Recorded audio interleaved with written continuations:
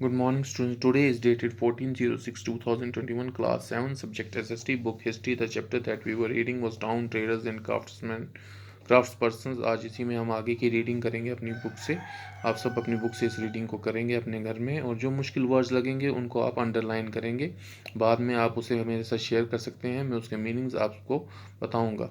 While some traders lived in the town, others traveled from town to town. Many came far and near to these towns to buy local articles and sell products of distant places like horses, salt, कपूर, saffron, betel nut and spices like pepper. अब हमने पढ़ा था कि जो towns जो develop हुए थे वो अलग अलग किस्म के टाउन्स थे। टेम्पल टाउन्स थे, एडमिनिस्ट्रेटिव टाउन्स थे, जिस तरह से टेम्पल्स के आसपास जो टाउन्स डेवलप हुए, या कोर्ट रूम्स जहाँ बने, बड़े बड़े महल बने, उसके आसपास जो टाउन्स डेवलप हुए, या फिर जो मार्केट्स थी, मार्केट्स के आसपास जो टाउन टाउन डेवलप हुए। तो इसी तरह जो इन टाउन्स में जो मार्केट्स बनी, यहाँ पर बहुत से लोग आते थे यहाँ की चीज़ें खरीदने के लिए और यहाँ पर अपनी चीज़ें बेचने के लिए, जैसे कि घोड़े, नमक, कपूर, ज़ाफ़रान, बीटल नट और कई तरह के मसाले जैसे कि पेपर होता है। ये सब चीज़ें यहाँ पर बिकने के लिए दुनिया के देश के अलग अलग कोनों से आती थी। Usually a samanta in later times a zamindar built a fortified placed in or near these towns. They lived taxes on traders, artisans, and articles of trade, and sometimes donated the right to collect these taxes to land local temples, which had been built by themselves or by rich merchants. These rights were recorded in inscriptions that have survived to this day.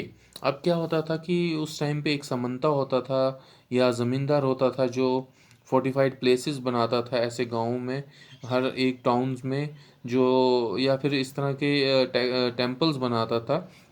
और उनका क्या करता था वो कि वो आगे जो इस तरह के बाज़ारों में चीज़ें बिकने आती थी उनके ऊपर टैक्सेस लगाए जाते थे। हर एक चीज़ के ऊपर टैक्स लगाया जाता था। जो इन टैक्सेस के कलेक्शन से फिर वो अपनी आर्मी मेंटेन करते थे, टेम्पल्स का जो रख रखाव था वो मेंटेन करते थे, अपनी जो ज़िंदगी थी उसे चलाते थे। और कभी कभी इन टैक्सेस को वो जो राइट्स थे लेने के, ये टेम्पल्स को भी दे दिया करते थे कि टेम्पल्स इन टैक्सेस को जो है कलेक्ट करे लोगों से।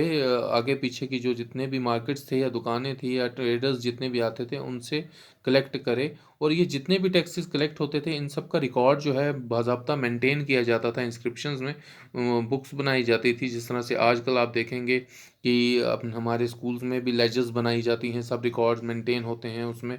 या आपके स्कूल में सुबह सुबह एक अटेंडेंस रजिस्टर होता है जिसमें अटेंडेंस मेंटेन होती है। उसी ज़माने में उस तरह से उस ज़माने में भी हर चीज़ जो थी वो रिकॉर्ड की जाती थी। Taxes on markets. The following is a summary from a 10th century inscription from Rajasthan which lists the dues that were to be collected by temple authorities.